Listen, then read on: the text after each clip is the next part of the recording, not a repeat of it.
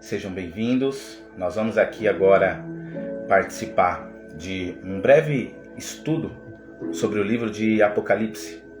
Uma parte a respeito do arrebatamento, de quem vai subir, quem são os que vão subir, é toda a igreja que vai subir, são só alguns que vão subir. Gostaria de, nesse momento, aproveitar para compartilhar com você. Antes de nós começarmos aqui esse estudo, eu gostaria de fazer uma breve oração. Se você pode, feche os seus olhos onde você estiver. Senhor Deus e Pai, nós estamos reunidos nesse momento, Pai, com aqueles que estão assistindo online e com aqueles também que assistirão depois, para participar desse momento, Pai, de compartilhamento da Tua Palavra e da revelação, Pai, do Senhor Jesus, através de João, no livro de Apocalipse, uma breve parte, mas pedimos que o Espírito Santo possa nos iluminar, alcance essa pessoa, abra a mente, o intelecto, que ela possa compreender as verdades bíblicas, meu Pai, que o Senhor tem preparado para nós e que nós sejamos, Pai, sim, de fato, um canal de bênção para outras vidas e que nós possamos, meu Pai, Senhor Jesus, aprender cada vez mais do Senhor através da Tua Palavra, em nome de Jesus. Se você pode e quer, claro, pegue aí um caderno, uma caneta, ou se você achar melhor, você pode até anotar também no seu aparelho de celular. Eu recomendo para os irmãos montar um grupo, do WhatsApp, que tenha só você, não precisa ter muita gente, mas que através desse grupo você possa mandar ali as mensagens, os insights que você tiver aqui desse estudo, para que você possa se abastecer e ruminar a palavra de Deus, ruminar o que você está aprendendo da palavra do Senhor. Eu gostaria de começar fazendo uma pergunta. Como será o arrebatamento? Você já se perguntou isso? Como se vai dar o arrebatamento? Como as pessoas elas vão ser arrebatadas? Será que são todos que são arrebatados? Será que é só a igreja? Será que só uma parte da igreja será arrebatada ou toda a igreja será arrebatada? Quais são os critérios? E se há critérios para ser arrebatado? Você já pensou nisso? Você conhece sobre isso? Bom, para que a gente possa ter uma luz a respeito desse assunto, eu gostaria de compartilhar com você aqui no livro de Apocalipse, no seu capítulo de número 12, o exato momento que vai se dar o arrebatamento em que Jesus falou no livro de Mateus, Em Mateus, no capítulo 24, esse arrebatamento, quando ele vai acontecer e de que forma ele vai acontecer. A Bíblia diz aqui em Apocalipse 12, versículo 5, diz assim: E deu à luz um filho, homem, que há de reger todas as nações com vara de ferro. E o seu filho foi arrebatado para Deus e para o seu trono. E a mulher fugiu para o deserto, onde já tinha lugar preparado por Deus, para que ali fosse alimentada durante 260 dias. Ou, para quem já sabe aqui, são 3 anos e meio. O que é isso aqui? O que nós estamos tratando quando a gente lê o capítulo 12 de Apocalipse no versículo 5 a seguir, ou até se você quiser começar do versículo 1, você já vai começar a compreender também. Aqui, na verdade, está falando exatamente do momento do arrebatamento. Exatamente do momento onde aquele que foi encontrado vencedor vai ser arrebatado para estar com Cristo, para reinar com Cristo, reger as nações. Aqui quando fala reger as nações com vara de ferro, é o papel que o Senhor Jesus Cristo vai desempenhar e vai também ter aqueles que vão estar junto com Jesus ali, regendo as nações. E agora a nossa pergunta é, quem são esses?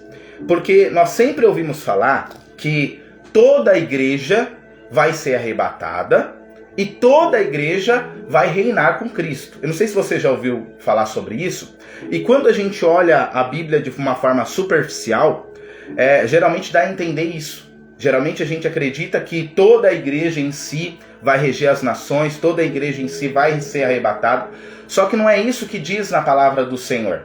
O Senhor Jesus, quando ele estava falando sobre o tempo do fim, sobre a vinda dele, ele diz assim, no capítulo 24, no versículo 33, Ninguém sabe o dia nem a hora, mas daquele dia e hora ninguém sabe, nem anjos do céu, mas unicamente o Pai.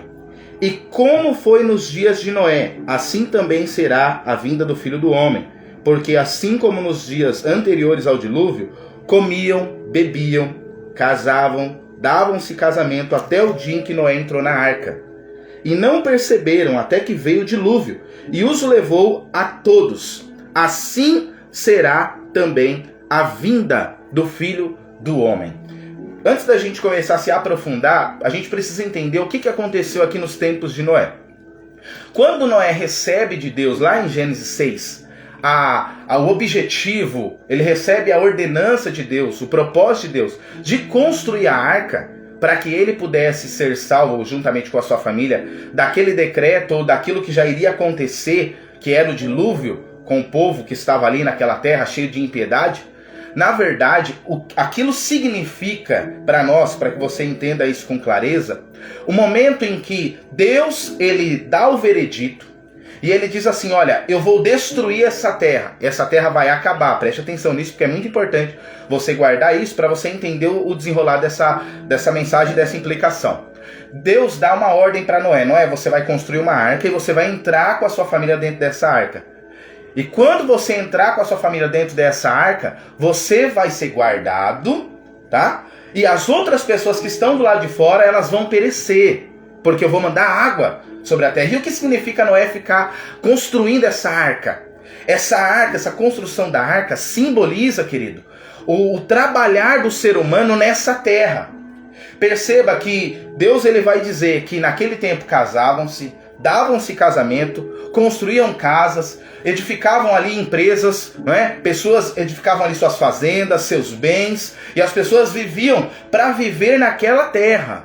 Mas Deus havia dado a revelação para Noé, dizendo, olha Noé, você vai fazer diferente, você não vai se preocupar, assim como as pessoas que estão aí com você, de edificar algo para essa terra. Olha que interessante isso. Jesus estava falando, ou Deus estava revelando para Noé aqui o seguinte, essa terra já está condenada. E essa terra estando condenada, tudo que você vier fazer nessa terra, tudo que você vier realizar nessa terra vai estar condenado e vai ser demolido, vai ser destruído. Então quando Deus dá essa revelação a Noé, dizendo, olha, Noé, eu vou destruir a terra e todos os homens que estão aí vão perecer, porque vai vir uma nova terra para você. E aqui você já vai começar a entender o livro de Apocalipse, a respeito de quando fala do novo céus e nova terra.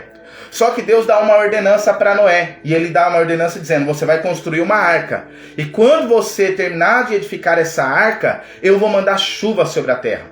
E o que isso implica nos nossos dias atuais? As pessoas que não compreendem a palavra de Deus de fato, da maneira que ela está descrita, vão pensar que Deus nos chamou para essa terra, queridos, para edificar casas, para ficar rico, para viver um casamento abençoado. E isso não é crime, preste atenção, isso não é pecado. Mas olha o propósito, Deus estava dizendo para Noé, Noé, eu vou destruir essa terra. Será que era interessante Noé continuar vivendo a sua vida em função da terra ou construir a arca? Qual a sua opinião?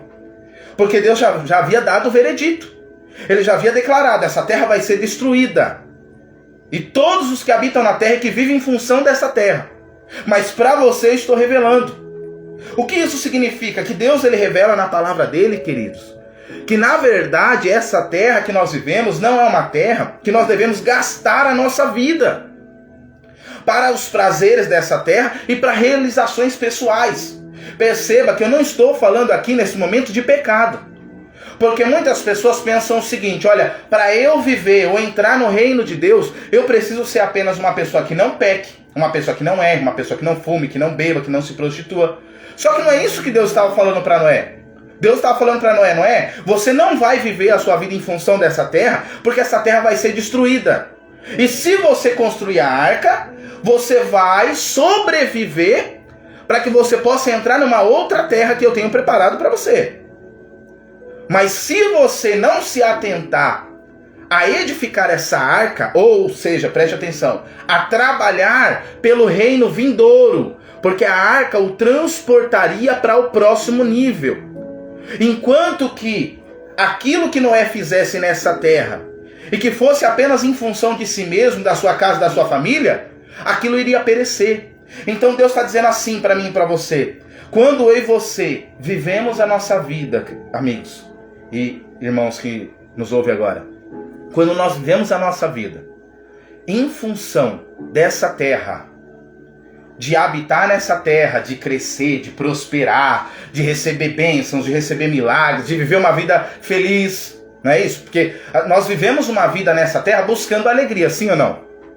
Só que Deus não está prometendo para essa terra alegria. Ele está dizendo, nesse mundo você vai ter aflição. Mas eu estou te revelando algo que eu não revelei para esse mundo. O que é que Deus está revelando? Que Ele tem algo superior à frente e que aqueles que não viverem a sua vida em função desse mundo, isso é importante você pegar, mas viverem a sua vida em função do mundo vindouro, que é do reino, esses serão guardados e usufruirão desse reino. Agora você pensa comigo, aqui eu faço uma conjectura para ilustrar para os nossos dias atuais. Imagina Noé construindo a sua arca. Alguém olhava para ele e dizia assim, Noé, você não vai fazer uma casa maior para você? Você não vai trabalhar para você ter um carro bom? Uma casa boa, uma família próspera? Você não vai trabalhar para realizar os seus sonhos? Porque o evangelho que nós conhecemos hoje, queridos, é o evangelho que é em torno de nós mesmos. De nós realizarmos coisas ou buscarmos coisas que vão realizar-nos de uma forma pessoal.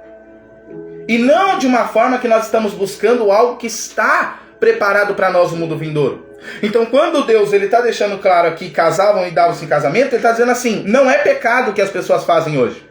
As pessoas que buscam carro, casa, prosperidade para si própria, uma alegria nesse mundo, uma realização e aceitação de todos, não é pecado o que elas estão fazendo. Mas elas estão fazendo algo errado porque esse mundo já foi decretado que será demolido. Esses dias eu postei nas minhas redes sociais e eu disse o seguinte, imagina que você é um investidor, um grande investidor, e você recebe a informação que um determinado prédio muito bonito recebeu a ordenação de demolição. Está só aguardando para que esse prédio seja demolido. Você como um investidor, preste atenção, você vai colocar o seu dinheiro nesse prédio, nesse empreendimento que você sabe que já foi decretada a demolição, ou você vai procurar um empreendimento que não vai ser demolido, mas que é bom de fato, mas que de fato está preparado para você viver e pegar esses recursos, colocar, depositar dentro dele, e esses seus recursos vão render muito mais. Qual seria a sua posição como investidor? E é isso que acontece hoje, queridos. Deus já falou que vai destruir essa terra. Deus já falou que esses céus e essa terra vão passar. Deus já falou que vai trazer o juízo. A ira de Deus vai cair sobre essa terra. Só que o que nós aprendemos, queridos, e até muitas vezes utilizando a palavra, é que as pessoas, elas precisam edificar algo nessa terra. As pessoas precisam viver em função dessa terra. Elas precisam buscar ir para as igrejas em busca de um milagre, em busca de uma porta aberta. Isso é pecado, evangelista? Não é pecado, querido. Mas é você colocar o seu dinheiro, os seus recursos, tudo que você tem, em uma terra ou em um empreendimento que você já sabe que vai ser demolido. Se você já sabe, se você já tem clareza, se a palavra de Deus está dizendo que vai ser demolido, você e eu, quando nós colocamos o nosso tempo, o nosso dinheiro, o nosso esforço nessa terra, nós estamos desperdiçando o dom que Deus entregou para nós. É como a parábola das minas. Porque Deus entregou uma vida para cada um. E a vida, ela é democrata. Por que é democrata? Porque ela tem apenas 24 horas para cada um no seu dia. Então Deus não entregou mais 24 horas para você e menos para mim. Talvez a gente possa olhar para alguém que é rico, que tem riqueza, que tem bens, e dizer assim, não, Deus entregou para ele mais do que para mim. Mas o que ele entregou de forma única e linear foi a vida, foi o dia, foi o tempo. E sabe qual tem sido o nosso papel, queridos? Buscar uma realização pessoal. E você quer ver um outro exemplo disso? A Bíblia diz que lá em Êxodo, Deus levanta Moisés para libertar o povo. Quando Deus levanta Moisés, Moisés pratica ali o rito da Páscoa, que era passar o sangue nos umbrais e comer o cordeiro entre as famílias. E depois disso, o anjo da morte passaria. E quando o anjo da morte passasse em casa por casa, nas casas que houvesse o sangue, essa casa não seria morta, não seria condenada, não haveria morte ali dos primogênitos. E Deus dá o livramento. Ou seja, Deus deu vida. Só que depois da Páscoa, quando o povo sai para o deserto, em caminho da terra prometida, eles não foram chamados por Deus para edificar casas. Preste atenção nisso. Eles não foram chamados por Deus e Deus disse para eles assim no meio do deserto: olha, vocês vão construir casa, vocês vão pedir para mim carro que eu vou dar para vocês aí, vocês vão construir palácios, grandes empresas, fazendas. Pelo contrário, sabe o que Deus disse para o povo? Aqui vocês não podem trabalhar. Vocês não podem edificar nesse deserto, para si mesmo nesse deserto. Por quê? Porque o deserto é um local de passagem. O deserto não é um lugar de estadia. O deserto não é um lugar onde você vai morar ali. Mas é um lugar que você passa, e depois que você passar pelo deserto, se você for encontrado alguém obediente a Deus, você vai entrar na terra de Canaã.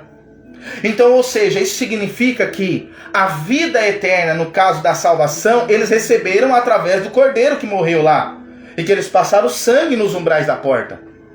Mas depois que eles receberam a vida, foi-lhes dado uma missão. E eu quero salientar essa missão aqui que foi entregue. Porque quando nós recebemos ao Senhor Jesus Cristo na nossa vida, quando nós aceitamos o sacrifício dele por nós, nós recebemos a vida, queridos. Nós estávamos destinados à condenação eterna.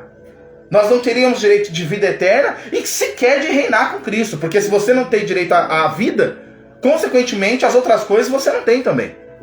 Mas a Bíblia vai dizer que eles recebem a vida e foi-lhes dada uma missão. Agora o deserto que vocês vão entrar de passagem. Vocês não vão entrar para morar no deserto. Só que o que acontecia no meio do deserto? O povo se corrompia no meio do deserto. O povo queria ouvir coisas que eram boas para eles ali no deserto. É por isso que você vai ver sempre na palavra de Deus o povo dizendo assim: olha, era melhor a gente ficar no Egito. Por quê? Porque no deserto, queridos, embora seja um lugar de suprimento, embora seja um lugar de provisão de Deus, embora seja um lugar que Deus cuida de nós, não é um lugar que nós teremos a plenitude da alegria e da satisfação para nós. E aí, quando o povo não encontrava essa alegria, essa satisfação para si mesmo, o povo começava a reclamar de Deus. E assim também é conosco, quando nós não entendemos a verdade do Evangelho. Porque a verdade do Evangelho veio para nós para dizer assim: olha, eu vou te libertar desse mundo, eu vou te libertar das trevas, da condenação, para que você vá em direção a uma terra que mana leite e mel. Só que o que nós muitas vezes não percebemos e acabamos entendendo de forma errada, é que nós pensamos assim: olha, Deus me libertou para mim vencer na vida. Deus me libertou para eu ter muito dinheiro. Não é assim que nós pensamos? Deus me libertou para eu ter uma casa, um palácio, isso e aquilo. É pecado isso? Não. Deus não disse que é pecado isso. Mas isso é uma certa ignorância com o propósito real de Deus. Porque se o propósito real de Deus é nos levar para uma terra que mana leite e mel de fato, e não essa ilusão que o mundo conta para nós, que para nós termos alegria e paz nós temos que ter dinheiro, nós temos que ter uma vida aqui alegre, a nossa família tem que ser uma família perfeita, né? E aí quando nós não temos essa família perfeita, nós choramos, nós entramos em depressão, nós reclamamos com Deus, nós murmuramos e às vezes até ameaçamos a Deus, falando: Deus, se o Senhor não mudar a minha história, eu vou voltar pro Egito, pro mundo. Enquanto que Deus está dizendo assim: eu não te chamei para ficar no mundo, porque você já foi liberto do mundo, o sangue está sobre ti, então não tem como voltar mais. E isso é prova porque ninguém, mesmo aqueles que quiseram voltar para o Egito, não conseguiram. Eles até quiseram, eles tentaram. Teve uma certa feita que eles disseram assim: nós vamos destituir Moisés, vamos colocar alguém que vai nos liderar para nos levar de volta para o Egito. Mas a Bíblia diz que eles não conseguiram. Mas no dia que aconteceu isso, Deus disse assim para Moisés: Moisés, esse povo que está aí, não vai entrar na terra prometida. Por quê? Porque amaram mais essa vida, queriam prazer nessa vida. E não foi isso que Deus preparou para nós. Quando Adão pecou e a maldição veio, ela veio sobre nós e ela veio também sobre o mundo. Então essas coisas já não fazem mais parte do propósito de Deus para nós. Evangelista, você está dizendo que eu não posso ter dinheiro, ter carro, ter casa, conquistar? Não, eu não estou dizendo isso. Mas eu estou dizendo para você que a sua vida não pode girar em torno disso. A sua alegria e a sua paz não pode girar em torno disso. Porque quando gira em torno disso, primeiro, nós estamos no engano. Satanás está tirando chacota de nós.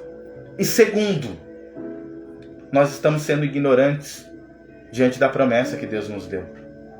Eu vou ler aqui Mateus 24 para que você entenda essa introdução. Olha o que diz aqui.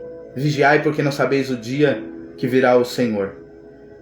Aí ele diz assim, no versículo 45. Quem é, pois, o servo fiel e prudente que o seu Senhor constituiu sobre a sua casa, para dar o sustento a seu tempo? Perceba, ele não está dizendo assim que vai ter sustento à vontade. Ele está dizendo assim, ao seu tempo vai ter o sustento. Aí ele diz assim, Jesus diz, bem-aventurado aquele servo que o Senhor, quando vier, achar servindo assim. Sabe o que ele está dizendo? Feliz é aquele que entendeu o propósito, o objetivo. Que não é, queridos, ter uma vida plena nesse mundo de alegrias, realizações, riquezas. Não, não é isso. Pelo contrário, a herança que é o reino, ela é para aqueles que deixarem de amar a sua própria vida para amarem ao Senhor e para servirem ao Senhor. Isso implica em percas.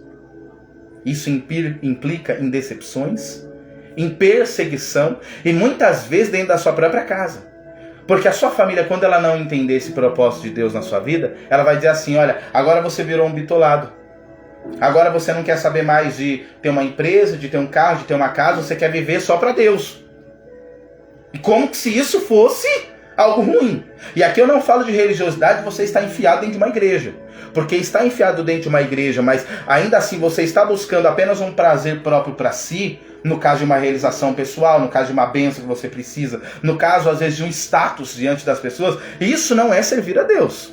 Isso não tem a ver com servir a Deus. Mas quando você entende o projeto e o propósito de Deus, que nessa terra não é o lugar de você morar, você vai parar de querer edificar coisas nesse mundo. Aí você fala assim, mas evangelista, como é que eu vou viver? Porque se eu não trabalhar, se eu não fizer isso, fizer aquilo, eu não estou dizendo para você não trabalhar. O próprio apóstolo Paulo disse assim, aquele que não trabalha, que não coma. Ou seja, ninguém é chamado para ser, ou para ficar parado no meio do povo. Não, pelo contrário, você precisa trabalhar. Mas o seu foco no seu trabalho não pode ser a edificação de um tesouro nessa terra, de uma realização nessa terra. Porque embora isso pareça muito zeloso e muito bom, e aí você ouça os pastores, as igrejas, as pessoas falando sobre isso, mas não foi para isso que eu e você fomos chamados. Nós somos cidadãos do céu.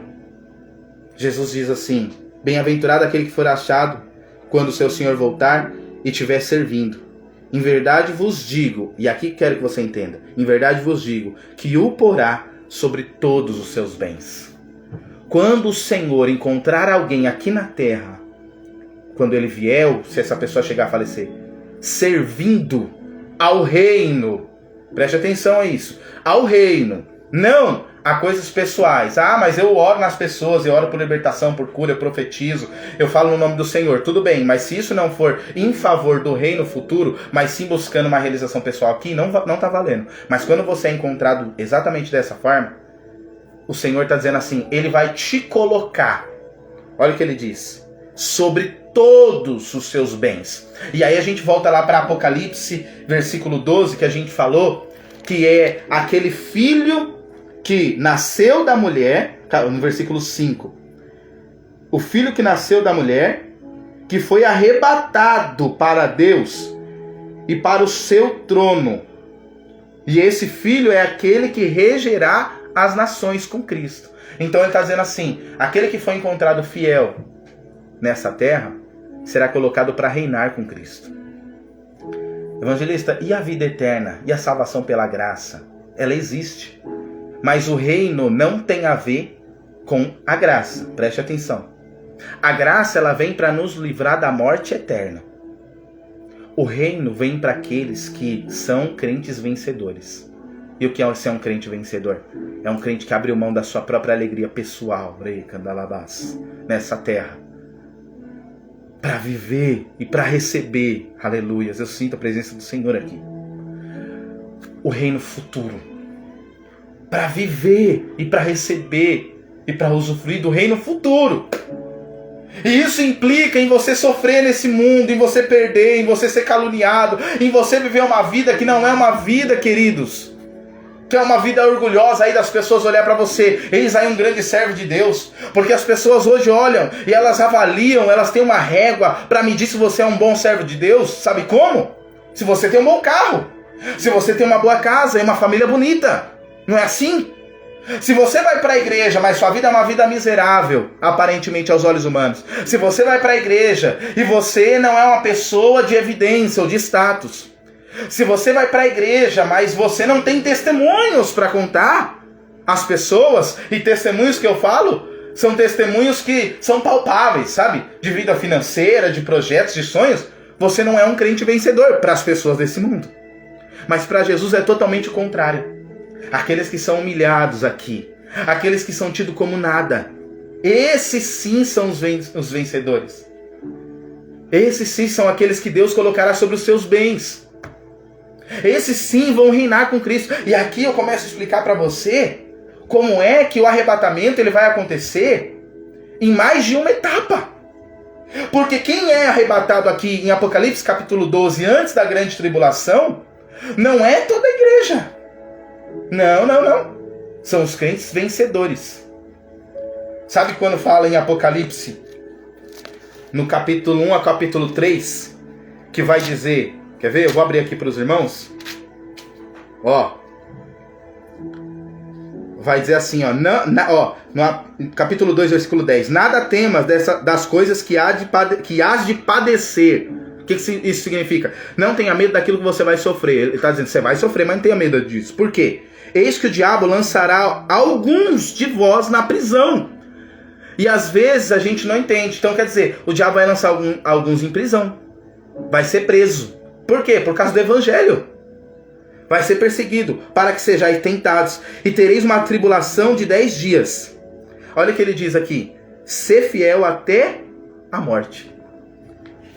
Aí ele está dizendo assim, não abra mão da sua vida eterna e da verdade do reino até a morte.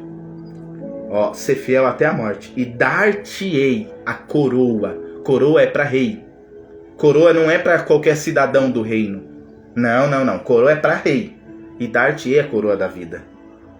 Então só vai receber a coroa da vida. E não é a vida. A vida eterna você recebe de graça. Você não precisa fazer nada. Você precisa aceitar o sacrifício do Senhor Jesus pela sua vida. Quando você levanta a sua mão, aceita o sacrifício de Jesus, se arrepende dos seus pecados, você está salvo para a eternidade. Mas para o reino existem condições. Olha o que diz aqui em Apocalipse, no capítulo 2 também. Diz assim, no versículo 7. Quem tem ouvidos, ouça o que o Espírito diz às igrejas. Ao que vencer, dar-lhe-ei a comer da árvore da vida que está no meio do paraíso. Olha no capítulo 3, o que ele diz. Ou melhor, no capítulo 2, ainda no versículo 27. E com vara de ferro regerá, no caso das nações. Ao que vencer e guardar as minhas obras até o fim, eu lhe darei poder sobre as nações. E com vara de ferro regerá e serão quebradas como vaso de oleiro, como também recebi de meu Pai. E dar-lhe-ei a estrela da manhã. Jesus está prometendo aqui para o que vencer. E aí essa vitória aqui se dá por obras. E quais obras? Obras diante dos homens? Para os homens nos aplaudir? Não. Essas obras diante dos homens, irmãos, elas não têm valia diante de Deus. As obras diante dos homens não têm serventia diante de Deus. Porque Deus é aquele que sonda o coração. Às vezes nós fazemos as obras que até são de Deus, mas no nosso coração existe engano, existe inveja, existe desejo de ser glorificado pelos homens e aplaudido pelos homens. Por que você acha que Ananias e Safira, eles foram mortos? Aquilo é um tipo de juízo. Isso não significa que eles perderam a salvação. Mas por que eles foram mortos?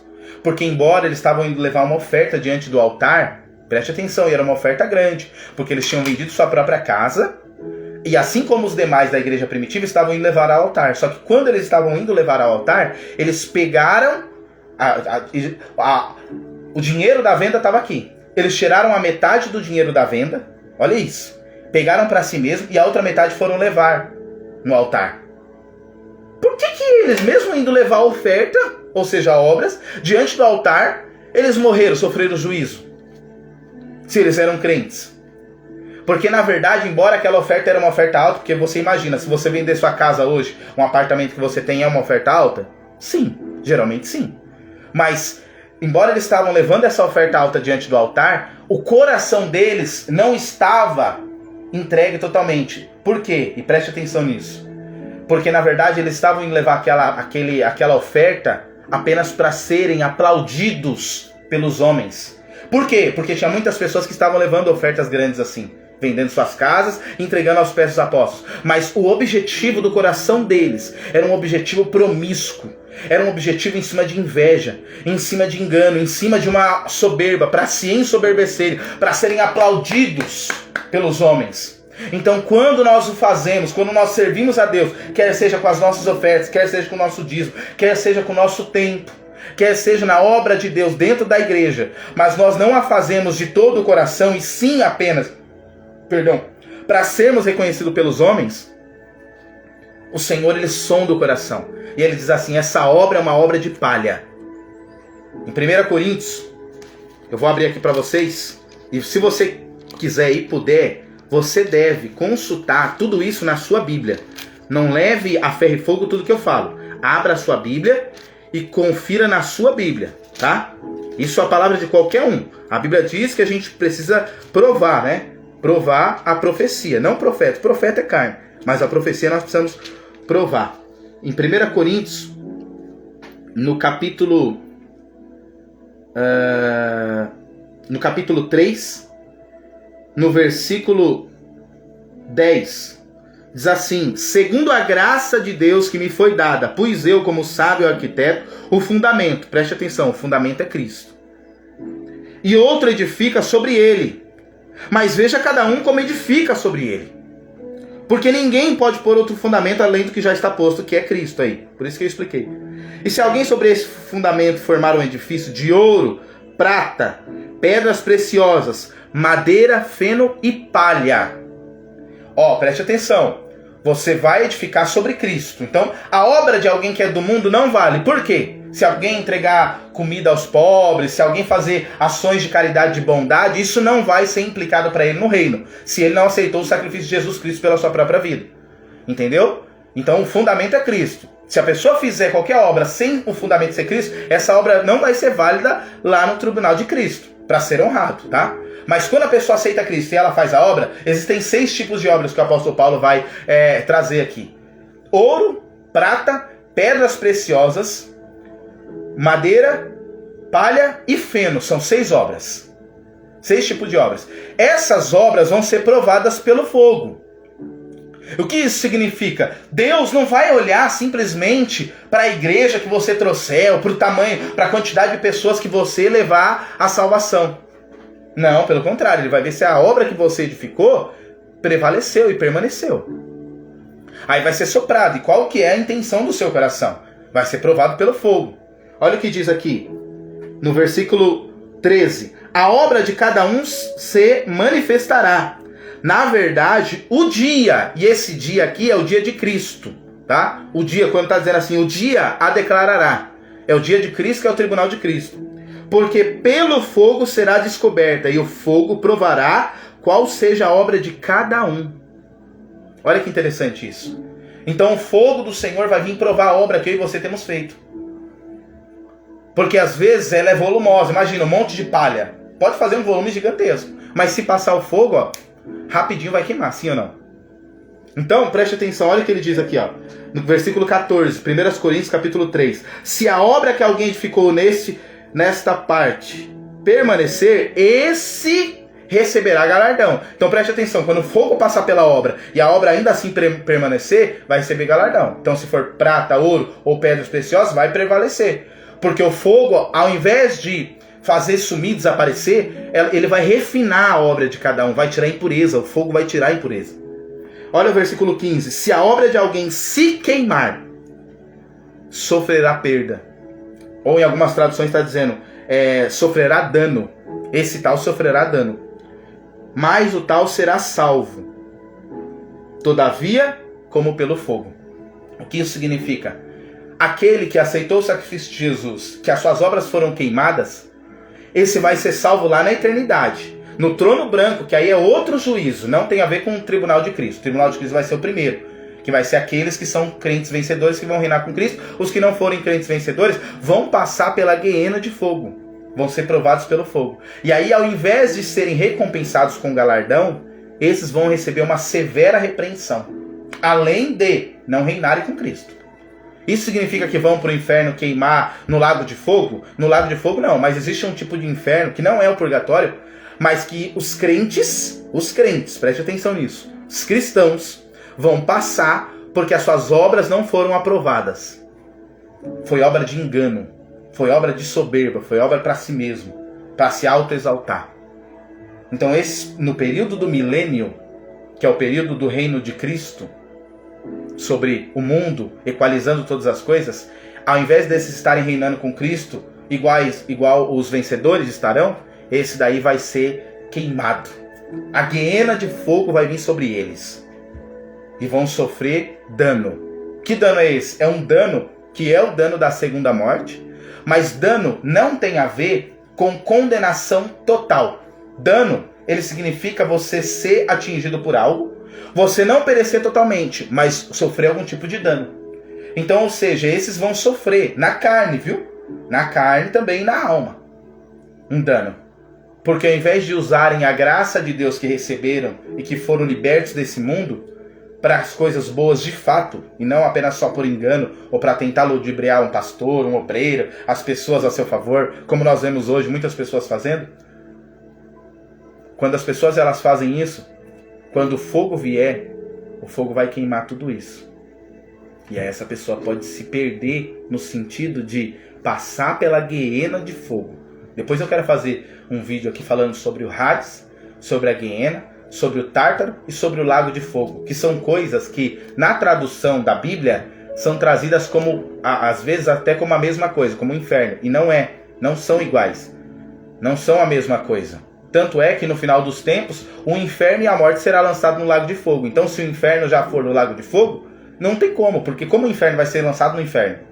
Entendeu? Então assim, não são a mesma coisa. Depois eu quero gravar um vídeo falando a respeito disso. Mas a princípio o que eu quero trazer para você aqui nesse momento é as implicações, ou são as implicações do arrebatamento e do primeiro arrebatamento. Porque o meu anseio, queridos, é que nós subamos para com Cristo no primeiro arrebatamento. Que nós não passemos pela grande tribulação e que nós não sejamos, no período do milênio, ao invés de reinar com Cristo, sejamos repreendidos por Ele. E fiquemos passando pela disciplina, pelo fogo. Porque tem muitas pessoas que juntam tudo e dizem assim, olha, a igreja não vai passar pela tribulação e vai subir para reinar com Cristo. Toda a igreja. Mas isso seria justo, irmãos? Imagina que o apóstolo Paulo foi lá, deu a vida, fez isso, fez aquilo, abriu mão dos seus prazeres pessoais, foi crucificado, foram mortos, degolados, as pessoas, os mártires que viveram. Aí eu não fiz nada disso. Eu vivo no século XXI, não sou nem perseguido porque vivo no Brasil, não sou perseguido ao nível de morte, né? Pelo menos até então, graças a Deus. Mas enfim, não sofro essa perseguição. E aí chega no reino de Cristo, eu tô lá reinando junto com o apóstolo Paulo, como se eu tivesse feito a mesma coisa que o apóstolo Paulo. Você acha que seria correto isso? Você acha que Deus seria justo em relação a isso? Claro que não. Isso é óbvio. Então haverá patamares no reino de Deus. Haverá uma hierarquia. E haverá uma hierarquia para colocar uns acima e outros abaixo de acordo com a sua entrega. É por isso que o Senhor Jesus vai dizer que alguns até se tornaram eunucos por causa do reino. Ou seja, se abstiveram de ter uma família, de edificar uma casa, né, de ter pessoas ali ao seu redor para entregarem a sua vida em prol do reino vindouro. Isso quer dizer que precisa não ter família, ter voto de castidade para ser salvo? Não. Mas para o reino, para reinar com Cristo, é necessário abrir mão dos prazeres dessa vida. É necessário. E eu te convido, querido, a você receber da parte do Senhor essa luz para iluminar o seu entendimento. Olha o que diz aqui em Mateus, nós estávamos lendo aqui em Mateus 24 para encerrar. Mateus 24, vai falar o que vai acontecer com aqueles que não forem encontrados vencedores. Viu? Mateus 24. Olha o que diz aqui. No versículo 48. Mas se aquele mau servo disser no seu coração, como infelizmente muitas pessoas têm dito, o meu senhor tarda, ou melhor, o meu senhor tarde virá, e começar a espancar os seus conservos. Conservos aqui não são os servos desse cara, desse homem. Conservos são aqueles que são iguais a eles. Ou seja, pessoas que maltratam outras pessoas. Sabe, não têm paciência, não cuidam, não zelam. Pelo contrário, fazem mal. Começar a espancar os seus conservos e a comer e a beber com os ébrios. Ou seja, a viver uma vida como se fosse um não cristão, que infelizmente é muito normal no dia de hoje. Muitas pessoas que vivem uma vida como se nem fossem cristãos, como se nem fossem salvos. Olha o que vai acontecer no versículo 50. Virá o Senhor daquele servo. Ele está dizendo o Senhor daquele servo. Então, aquele servo continua sendo do seu Senhor. Porém, olha o que vai acontecer com ele. Virá o Senhor daquele servo num dia em que não o espera, e a hora em que ele não sabe. Versículo 51. E separá-lo-á. Então, esse servo que não honrou aquilo que o seu Senhor entregou nas mãos dele, será separado e destinará a sua parte com os hipócritas. Ali haverá pranto e ranger de dentes. Aqui é uma espécie de inferno. Inclusive o Senhor Jesus vai citar em Mateus 5, 6 e 7, a palavra ali é Guiena, inferno. Então esse vai sofrer um dano do inferno. Só que o inferno não é o lago de fogo lá eternamente. É o inferno que ele é parcial. Por quê? Porque esse servo que ainda é do seu Senhor, que ainda tem dono, ainda é de Cristo, mas que não honrou a Cristo, esse vai ser repreendido, vai ser disciplinado. Para merecer a salvação? Não, a salvação ele ganhou de graça. Mas vai ser disciplinado porque desonrou o seu Senhor. E esse é o meu anseio, queridos, em avisar isso para as pessoas. E falar, querido, querida, preste atenção, a sua salvação já foi garantida. A vida eterna no novo céus e nova terra, que não é já no arrebatamento, mas só no final dos tribunais que haverão, que são mais de um, pelo menos o que a gente vê é o tribunal de Cristo, o trono de glória e o trono branco. Essa pessoa no trono branco, que é o último tribunal, vai ressurgir, ressuscitar, e o nome dela vai estar escrito no livro da vida. Porque as ovelhas que Deus entregou ao Senhor Jesus, ninguém pode arrebatar da mão dele. Mas ele tem o poder, Jesus, para repreender e para disciplinar aquele que foi encontrado como servo mau e infiel. Ou seja, você não deixa de ser filho do seu pai quando você desobedece ele. Eu não conheço pelo menos ninguém. Talvez alguém pode até dizer, meu pai me deserdou. Mas o seu sangue, se você nasceu biologicamente do seu pai, mesmo que você tenha feito tudo contrário a ele, desobedecido ele, a sua natureza ainda assim é a natureza dele. Ou seja, quando nós recebemos a Cristo, nós nascemos de novo, a nossa natureza ela continua sendo a nossa, mesmo quando nós não agimos de acordo com Cristo. Mas, o que você faz com um filho que desobedece? Você pai, você mãe. Você repreende, sim ou não? Você disciplina. Você bate, dependendo do pai ou da mãe. Não é isso? Você tira coisas. Você abstém ele de situações, não é isso? Assim será também com aquele cristão que for encontrado, queridos, desonrando aquilo que o Senhor Jesus fez por ele. Jesus não vai tirar a salvação dele da vida eterna, mas Jesus vai usar o período que ele poderia estar sendo abençoado com os outros irmãos vencedores para repreendê-lo e discipliná-lo. É momento de se arrepender e de voltarmos para o Senhor, de se voltarmos para Ele. E não de se voltarmos, irmãos, apenas momentaneamente ou pelo medo, não, mas de coração, queridos. Porque Ele tem um reino para nós, para cada um. Você sabia disso? Para cada cristão, Ele tem um reino? Ele tem. Só que aqueles que forem encontrados como servos infiéis, vai ser tirado. Você já ouviu isso na parábola? Aquele que não tem, né? Até o que tem lhe será tirado. Então, aquele que não tem ou não multiplicou, no caso daquela parábola dos talentos, até o que ele tem, que foi entregue por Deus, vai ser tirado e vai ser dado ao que tem mais. Ou seja, o reino que é para você, se você não honrar ao Senhor na sua vida aqui nessa terra, não estou falando na eternidade, porque lá acabou, mas aqui, se você não honrar o Senhor aqui hoje, com a sua vida, o reino que foi preparado para você vai ser tirado e dado a quem tem muito. Por quê? Porque abriu mão da sua vida. Porque abriu mão dos seus prazeres pessoais. Para viver uma vida em santidade ao Senhor, uma vida entrega. Sabe que vai ser uma vida de perseguição, de calúnia, sabe? Mas que no final vai receber os bens. Como Jesus disse aqui, ó. Em verdade vos digo que aquele que for achado fiel, o servo que o Senhor achar ele ali honrando o Senhor, diz assim, em verdade vos digo que o porá sobre todos os seus bens. Jesus vai pôr aquilo que é dele, o reino que é dele, na sua mão e na minha mão, se nós somos encontrados servos fiéis. E eu te convido a ser um servo fiel, eu te convido a se arrepender agora desse momento. Talvez até o dia de hoje, o cristianismo que eu e que você estávamos vivendo, era um tipo de cristianismo, querido, superficial. Porque nós ouvimos as pessoas dizendo que para ser cristão você precisa ter uma vida abençoada e próspera, e você vai receber milagre e vitória, e ser livrado da morte, de tudo, e vai viver vida de bênção. E às vezes nós compramos essa ideia das pessoas. Mas isso é o espírito do anticristo. Porque no deserto o povo não foi chamado para edificar casa. O deserto era um lugar de passagem.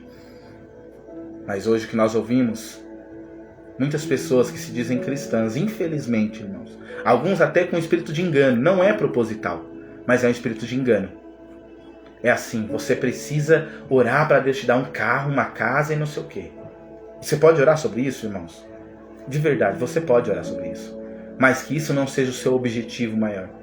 Pai, a Bíblia diz, olha que a Bíblia diz, eu fecho aqui. Buscai primeiro o reino de Deus, o reino de Deus e a sua justiça. E todas as coisas vos será acrescentada. Todas essas coisas, quais coisas? As que você precisa. Isso significa que eu devo fazer aquela tabelinha que os irmãos ensinam na igreja?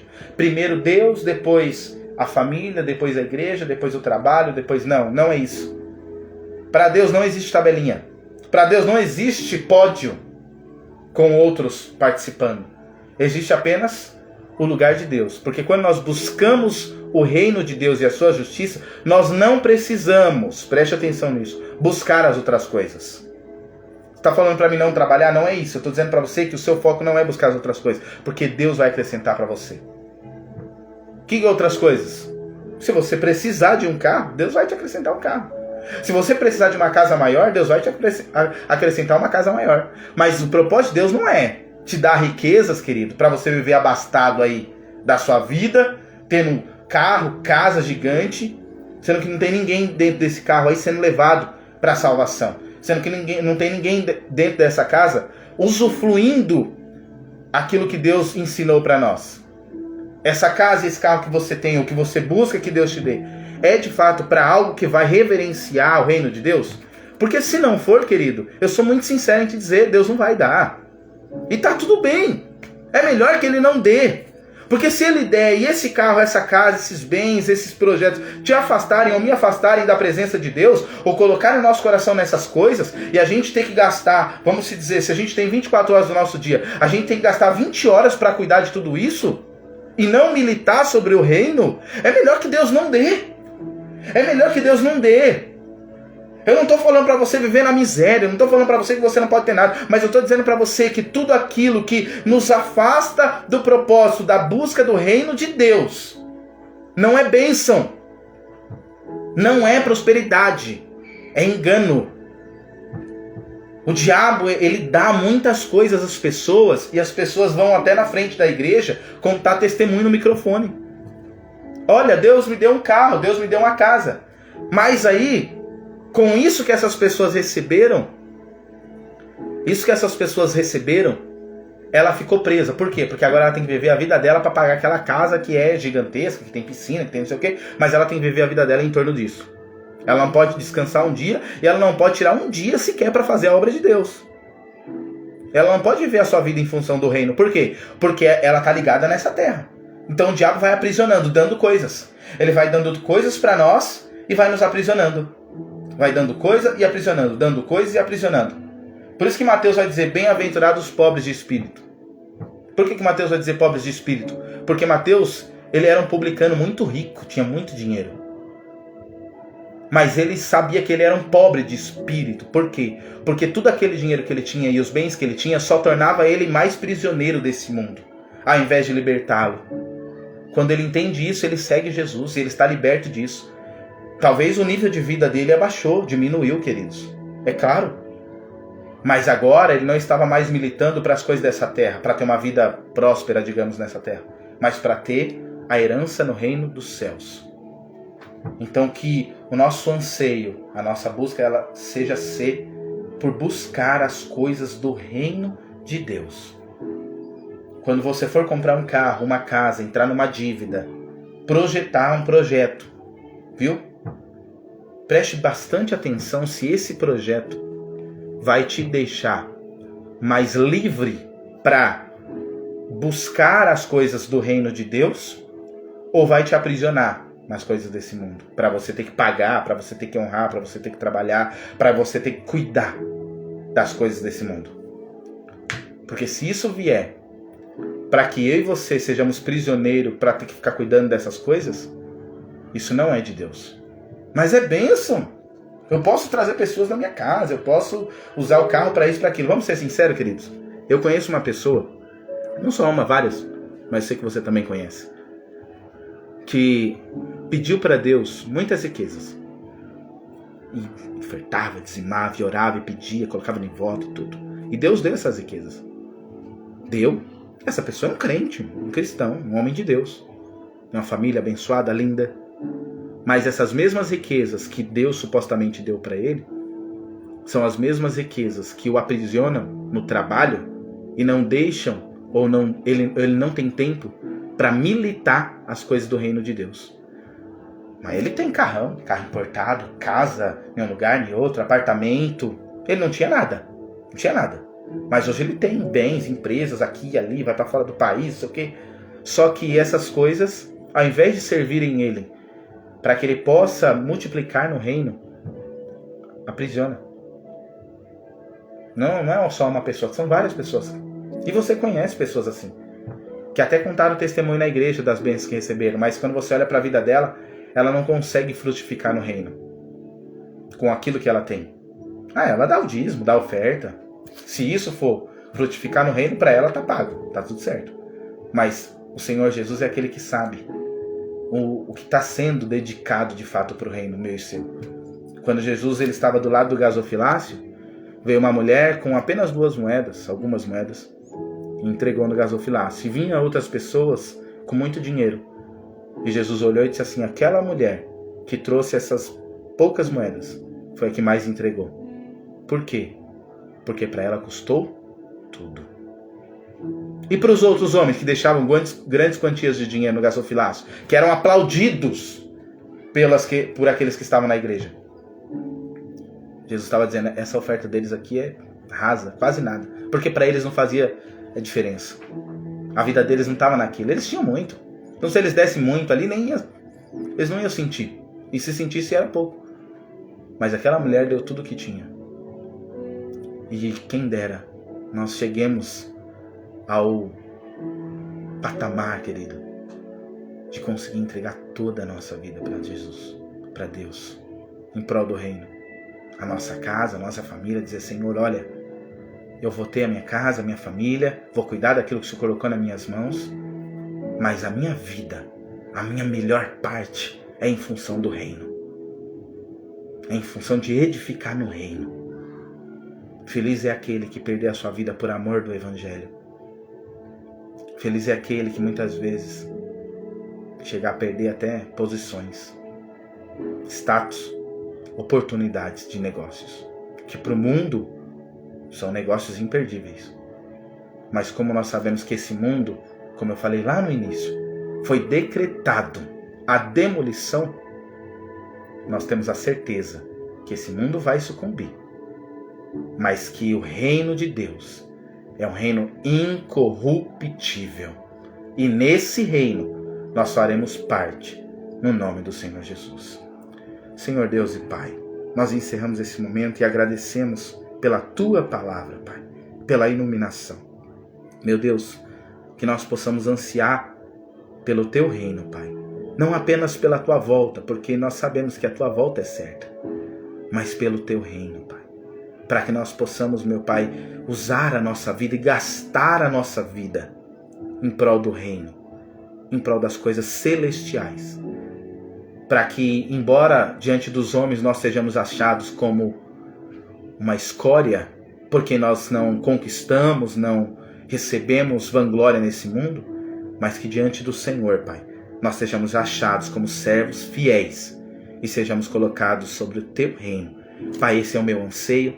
Tira, Pai, tudo o que é de soberba, de arrogância, de orgulho, Pai, dos nossos corações, Pai. Para que nós possamos, de fato, Pai, nos debruçar em buscar, Senhor Jesus, a glória no Teu reino, não a nós, Senhor, mas a Ti em todas as coisas. Eu abençoo essa pessoa que ouviu esse vídeo até o final, que aprendeu do Senhor. Eu peço que o Senhor ilumine mais e mais essa vida para a glória do Teu nome, em nome de Jesus. Que Deus abençoe a sua vida. E se você pode, compartilhe esse vídeo com alguém que precisa ouvir uma palavra como essa. Porque nós conhecemos muitas pessoas que infelizmente estão vivendo no engano. Mas que o Senhor Jesus tenha a clareza da palavra dele para iluminar a nossa mente e renovar o nosso entendimento. Que Deus abençoe e fique na paz do Senhor Jesus.